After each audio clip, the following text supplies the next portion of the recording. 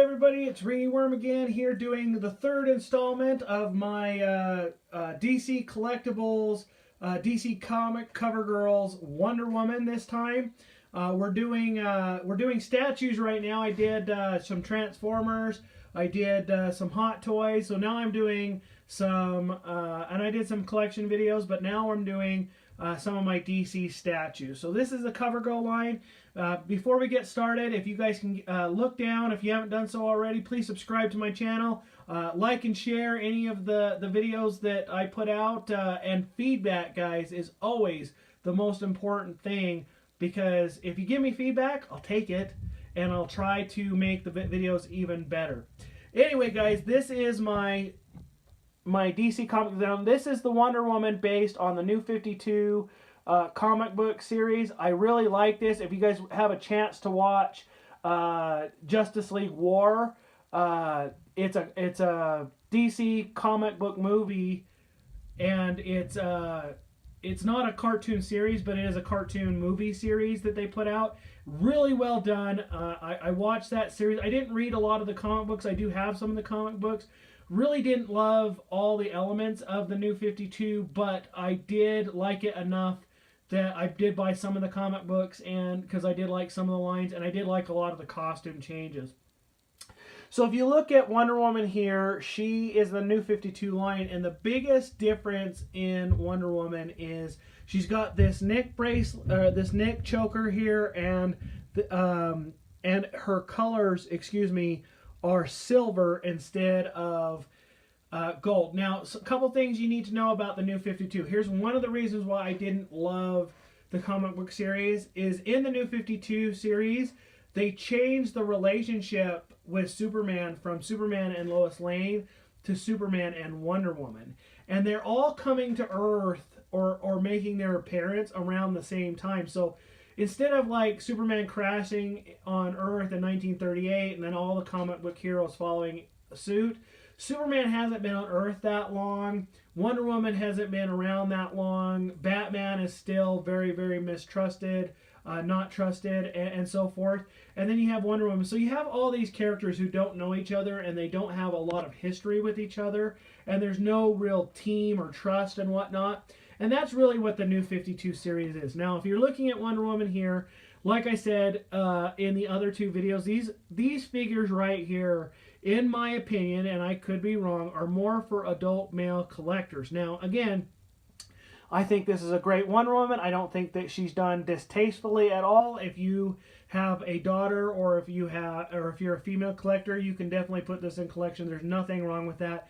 But there's elements of this statue that I feel are more designed for men. And again, the word cover girl to me suggests model, right? Or that kind of figure. Anyway, so the New 52 series, I'm not going to go into a lot of detail because, as I explained in the last video, some of the elements of the figure, they just reinvented the DC line essentially. So they gave all of the characters basically new costumes to some extent. For example, in the New 52, Batman's costume, I think, and I could be wrong, his cape comes down to more of a point than it does drape the way it does in the regular comic books. His costume's a lot different. And again, guys, the best example I can give you is to go watch the Justice League War series.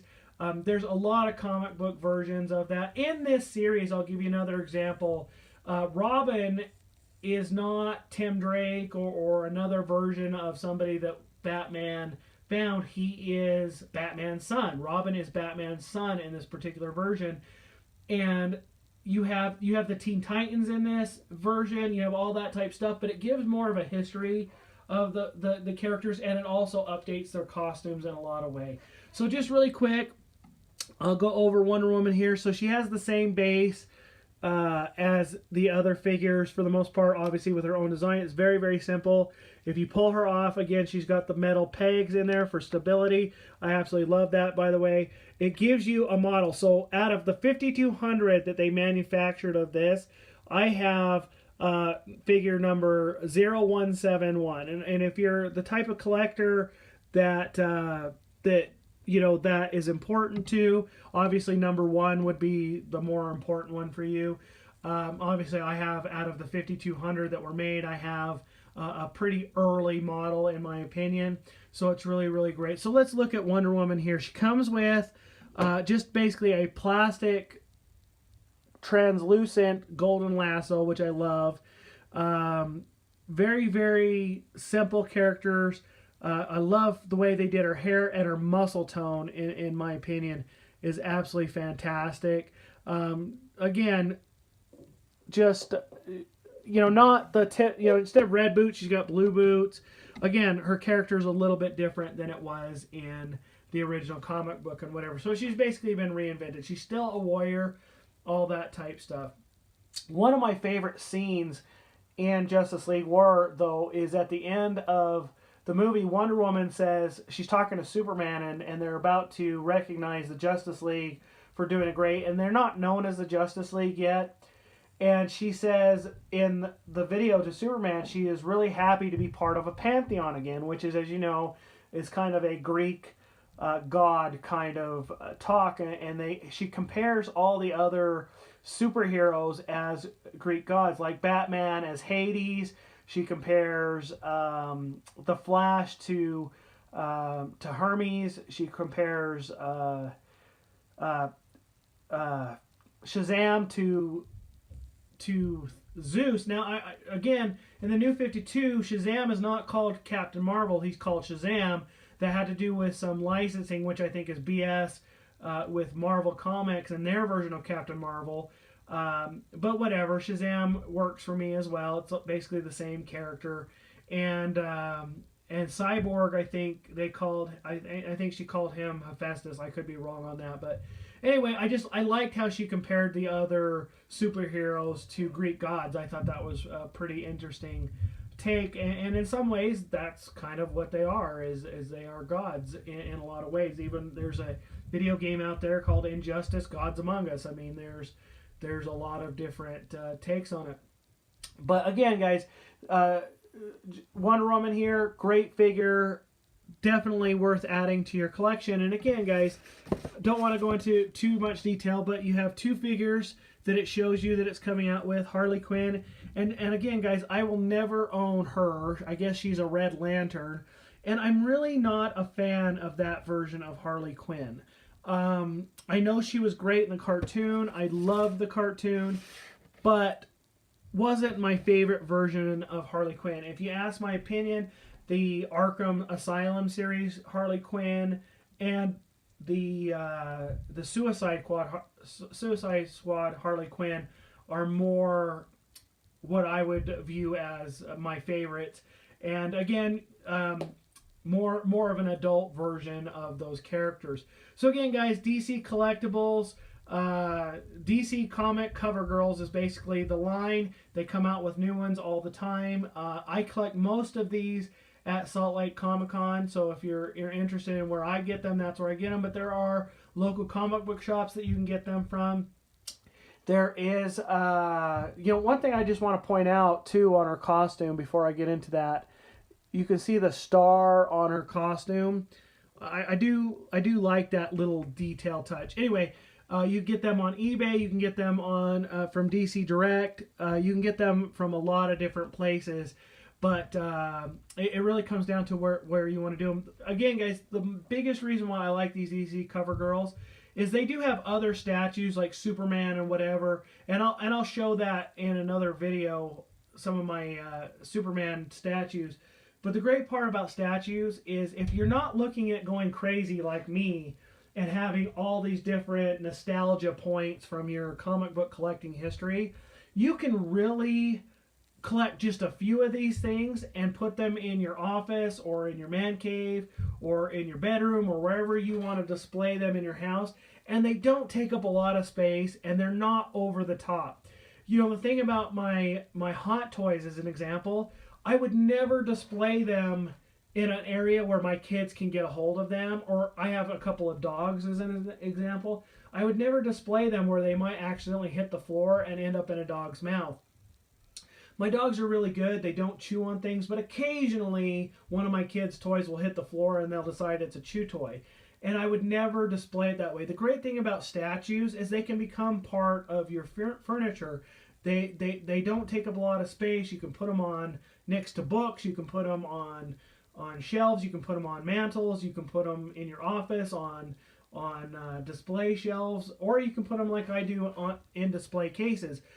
There's really no right or wrong. And like I said, guys, the one thing I like better about the statues is they're a lot easier to clean. In most cases, you're talking about a can of air that you can blow them off with, and they're right back to normal. There's no moving parts. You don't have to worry about that. I've never displayed them in direct sunlight, so I don't have a problem with fading or anything like that. But that is something that you might want to take in consideration where you display them. But for the most part, they're pretty awesome figures. And again, they are relatively decent price compared to other figures. So if you're looking at starting into this collection, guys, I highly recommend it. It is very affordable. You get a 10-inch figure on a great display base, and they can add worlds of joy to your collection if you want that figure that you can hold, but don't necessarily need the action figure where you need to pose it in different angles and whatnot. As you can see, her facial sculpt is just absolutely gorgeous, in my opinion. Just gorgeous. I love her muscle tone on there. The box is just as good, if not better. I mean, just absolutely phenomenal figure. And again, they come out with new figures all the time. So if this isn't your favorite, there may be one in there that you do like. I am going to try to pick up Mira from this next comic book convention for two reasons. One, I think she's amazingly underrated character, and with the new Justice League movie coming out in a few days, it'll be a great addition to my collection, in my personal opinion. And Comic-Con for me this year, guys, is September, so it'll be a long time before I get that. And in the meantime, I'm collecting more and more Transformers, so I'll do some more of those videos coming up soon as well. So, guys, that is the end of basically my Metropolis collection of my DC Cover Girls, and we're about to get into the Gotham section of my collection for the DC Cover Girls collection. Anyway, guys, I hope you liked the video. Again, another short one. Please like and comment below. Subscribe to my channel if you haven't done so already. And remember, guys, feedback is always welcome because I want to improve these videos for myself and for you. Remember, even if I don't get subscribers, I'm going to continue to do the videos because I do enjoy doing them and talking about these great figures.